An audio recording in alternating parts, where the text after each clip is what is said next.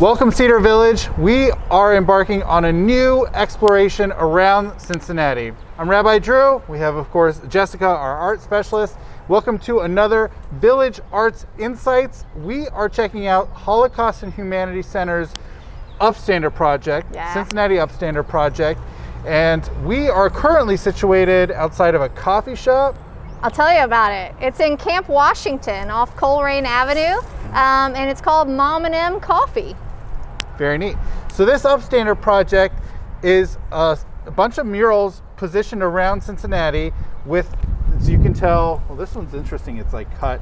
And it's a mix of descriptors as well as people that they feature. So the people that are featured in some of the murals that we'll be highlighting for you are local Cincinnatians or people that have had ties to Cincinnati in some way, and they are upstanders, which I'll go on to tell you exactly what that means in just a moment. As you mentioned, this is a series of murals brought to us by the Holocaust and Humanity Center, and it was just launched in November. You know, it's fairly new, and more murals are popping up all the time. It's an ongoing project.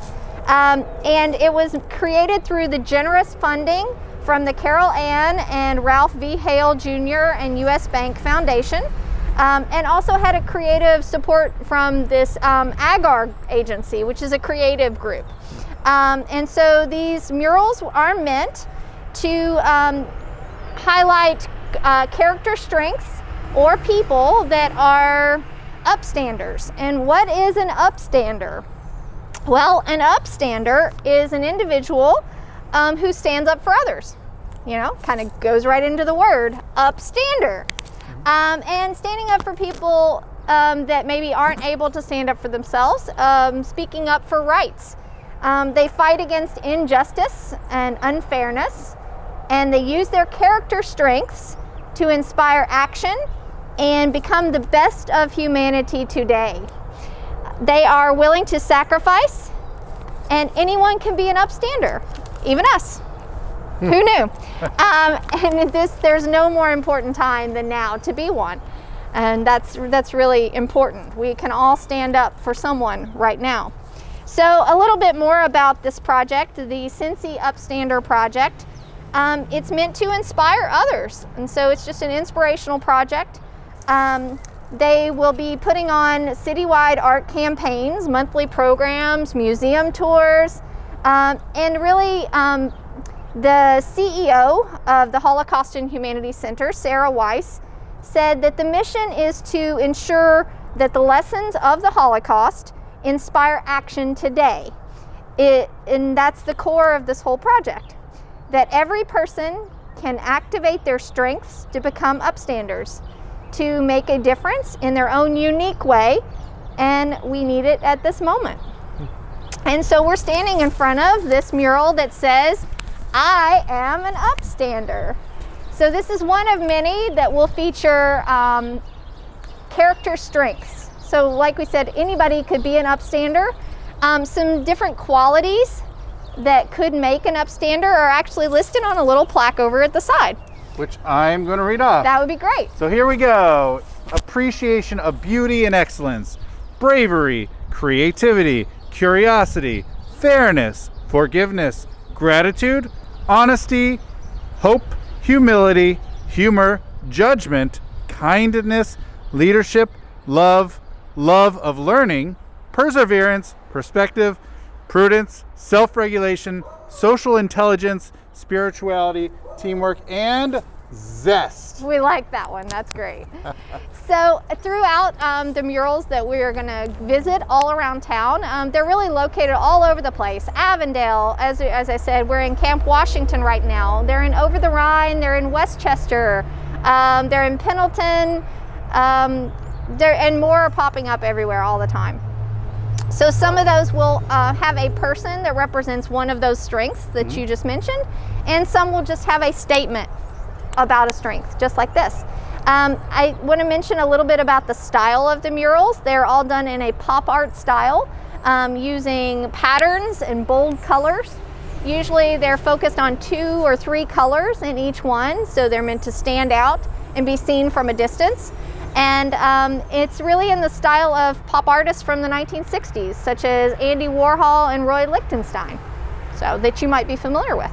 Yep. All right, and without further ado, we will trek on to some other ones. We are now at our next mural, which is in Westchester at the Liberty Center, Liberty Center in Westchester. So this is not near any of the previous murals that were all closer to downtown. This one is of a Holocaust survivor. This is, I believe, the only Holocaust survivor amongst the collection of murals. And this one is of Edith Carter. And the character trait that she is representing today is perspective. So it's a beautiful mural. It's actually on the side of one of the buildings here in the Liberty Center complex.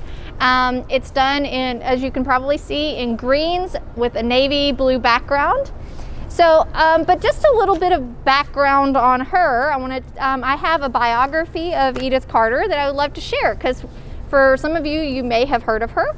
Others, like me, she is new to you, and it was very educational to learn.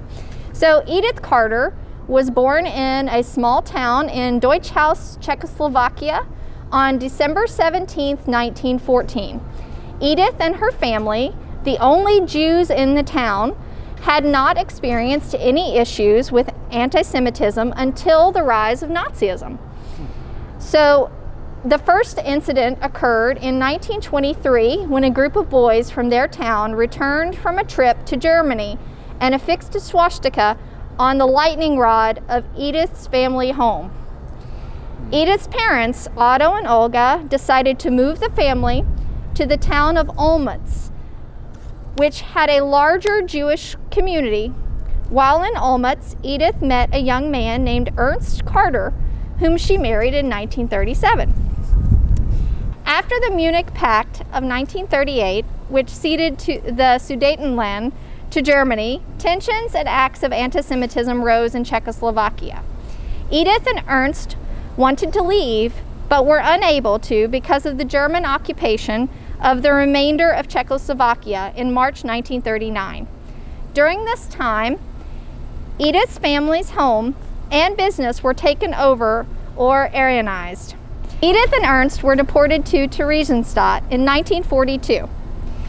Edith lived in close quarters with 7 to 8 other women and was subjected to forced labor for 2 years.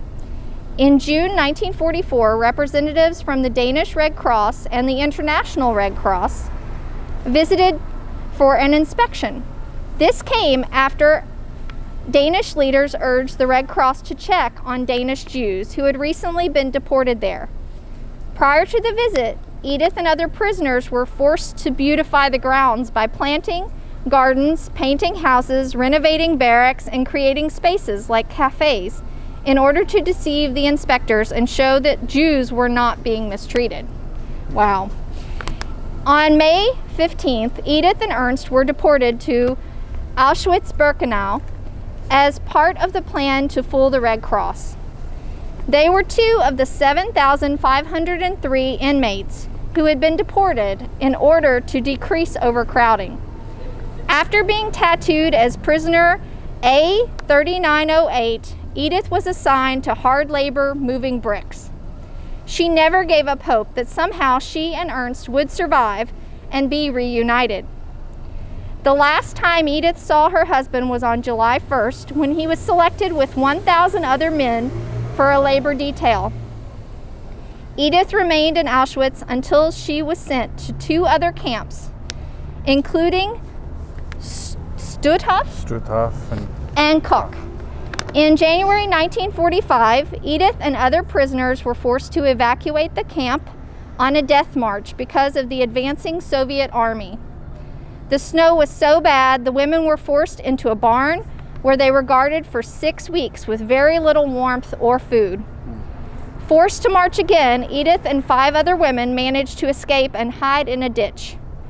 A farmhand found them, housed them in a pigsty, and brought them food. When the Russians arrived to the area, Edith and her friends were finally free. Wow. After the war, Edith was cared for by Polish Catholic nuns for several weeks before being sent to a repatriation camp. Making her way back to Olmütz, Edith hoped to be reunited with her family and husband, but was soon told that she was the only survivor. In 1948, she left Czechoslovakia and came to Cincinnati, which is the connection here. Yeah. Where she married Gustav Carter, which was Ernst's cousin. Oh, wow. Gustav had lost his wife during the war, but his 2 daughters, Janine and Ruth, had survived. Together, they became a family, and in 1951, Edith and Gustav had a daughter, Deborah. Edith died in 2010 at the age of 96. Wow. So it's a beautiful story. At the end, I love the connection to Cincinnati, but boy, the trials that she went through to get here. It's quite amazing. And we felt that this was really important to share because of its history and its significance this mural is representing here. She is truly one of the upstanders from this collection. It's really fascinating also looking at the quote. I imagine it's from Edith herself. Everybody, every human being has the obligation to contribute somehow to this world, which is a really encouraging, not everybody can be a star or be the best at, some amazing thing, but in some way we can all contribute in some way. So I think that's very encouraging for all of us. And we can each make a small difference, and all those small differences can truly add up. Yep. All right. Awesome. So we are here in front of this mural, I Am Brave, standing on the corner of Main Street and 13th Street in downtown Cincinnati. And we have this beautiful bold color mural. We describe it as coral and kind of a royal blue. And it's done in a pop art style, meant to be bold as if it's graphic, like a graphic novel, comic book sort of feel to it. If you're familiar with the art of Roy Lichtenstein, which was a pop artist of the 1960s, you would be familiar with this style. Andy Warhol explored it for sure. Jasper Johns, those are all famous pop artists. So it's taking a familiar style and then definitely putting a modern spin on it. These murals are not actually painted on the wall, so that's something to look out for. We can touch them. They are they're actually printed on vinyl, which is then attached to the wall in these locations. And next to each mural, there's a kind of a plaque, which you can see in the distance. On the plaque design that's next to each mural in the series, it lists the Holocaust and Humanity Center as the sponsor, the title of the piece or who it is about, this one, Brave. And this one actually describes how each of these represents a character strength or a person that is an embodiment of that strength. And so we all have these strengths. Some of them that are listed here that are being explored are appreciation of beauty and excellence. I feel like that's kind of what we're doing with this series. We're bringing a little beauty into the world. Bravery, creativity, curiosity, fairness, forgiveness, gratitude, honesty, hope, humility, humor, judgment, kindness, leadership, love of learning, which is a little bit different, perseverance, perspective, prudence, self-regulation, social intelligence, spirituality, teamwork, and zest. I love that last one, zest. We have a zest for life in this series. We are now in North College Hill on Hamilton. We are at Silk Road Textiles, where we have a mural of a lady named Fanny Lou Hammer. And she's a civil rights activist, and the word character trait associated with her is bravery. Absolutely. I have a little information, a little background information on her to share as well. I will say an interesting tidbit is last summer, the No Theater in Cincinnati staged a performance all about her. It was a biographical performance that traveled around Cincinnati. It was one of the few theatrical things that's happened since the pandemic, but it was beautifully staged outdoor in parking lots. I was sharing that with the Rabbi a few minutes ago. And so I got to know a little bit about her through that performance, but I'll share a little that I learned with you. As you mentioned, her name is Fanny Lou Hammer. She was born in 1917. She's known as a civil rights activist whose passionate depiction of her own suffering in a racist society has helped focus attention on the plight of African Americans throughout the South. In 1964, she worked with the Student Nonviolent Coordinating Committee by helping to organize the 1964 Freedom Summer African American Voter Registration Drive in Mississippi. So majority of her work was done in Mississippi. And at the Democratic National Convention later that year, she was part of the Mississippi Freedom Democratic Party, an integrated group of activists who openly challenged the legality of Mississippi's all-white segregated delegation. She was originally born Fanny Lou Townsend, sorry, there's a truck there, in 1917 in Montgomery County, Mississippi, where she spent most of her life working.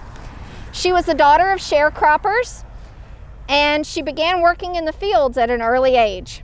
Her family struggled financially and they often went hungry.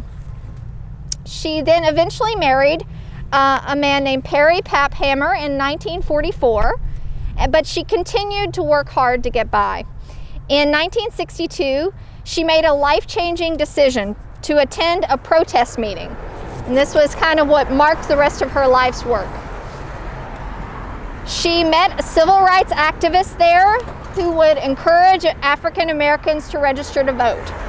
And she decided that that would be her mission, to do the same. She dedicated her life to the fight for civil rights, working for the Student Nonviolent Coordinated Committee. This was not an easy job in the South in the 1960s.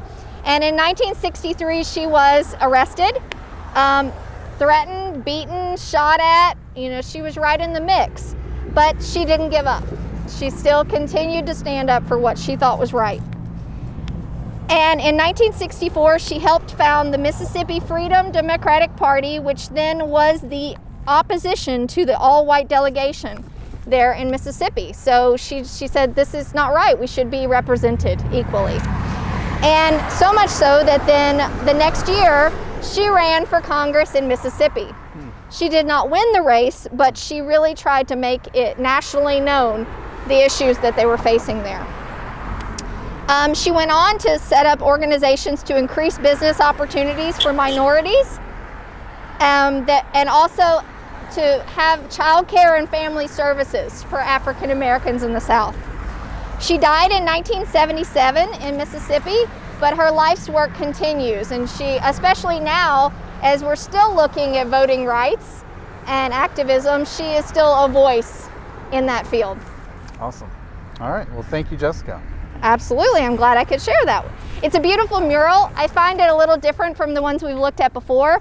Many of the other ones, the portrait is just, you know, still and facing the audience. She is actively speaking in the image. It's really beautiful. She's like yelling out into a microphone. And it really, I think, represents her personality in this image. It's also interesting looking at the colors. This really only has purple, blue, and white. It's not as, there's no greens in it. It's not as variegated of colors as we have seen in other murals. Absolutely, not as contrasty, and it's softer, yet the action in it really speaks for itself. So Yeah. It's beautiful. It also matches the design of the building. Part of the decor of the building on the front is all in purple, so it seems to fit with the building itself more than some of the other murals we've seen. All right, we're here at Vine and McMillan in Clifton, or Coreyville. It's right on the edge. We're here with another one of the murals that we're going to see today. This one is specifically a portrait of Rabbi Abraham Joshua Hessel. And I can read to you what it says here, and then I'm going to turn it over to Rabbi Drew to say a little bit more. It says, "When I was young, I admired clever people. Now that I am old, I admire kind people." And we noticed when we came up upon this mural that each of the portraits represent a different character strength, and this one is kindness.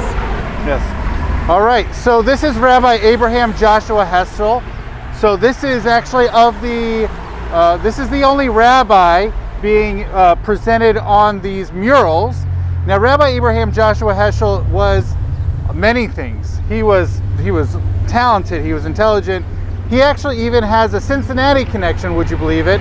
He grew up in Europe and was saved from the Nazis by being welcomed by the HUC, the rabbinical school here in town, by their president, right?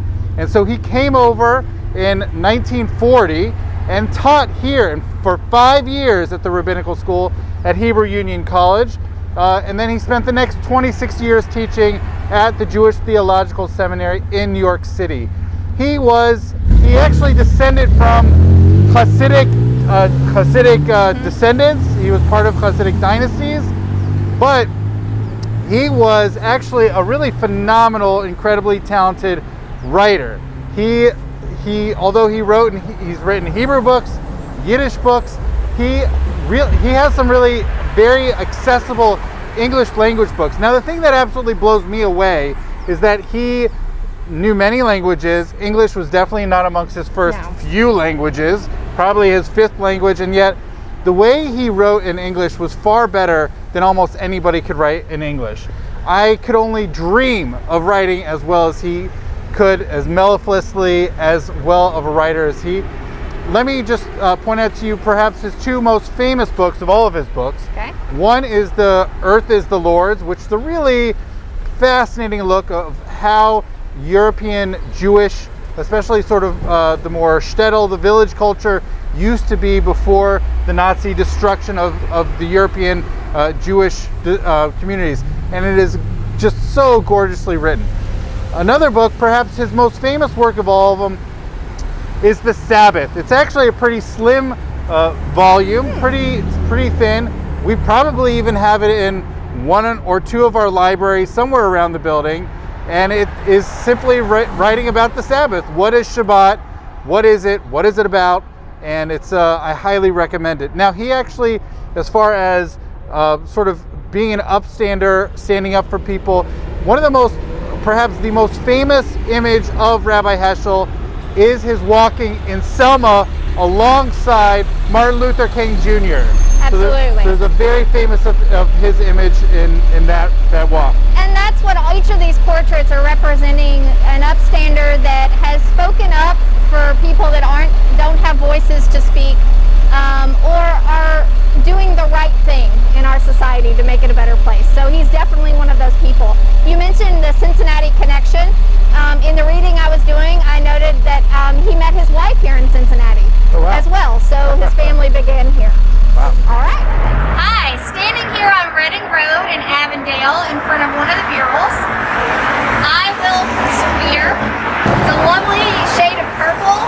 It's vibrant here on this nice big brown wall. All right. Our next person, not just a value or a character trait, we have a person this time, a local Cincinnatian.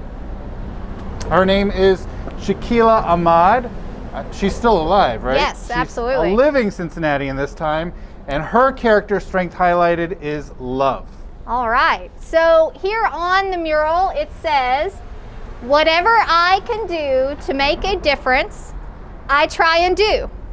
I do this work because it makes the region better, and at the same time, I feel like I must do this for my children, for your children, and for their children."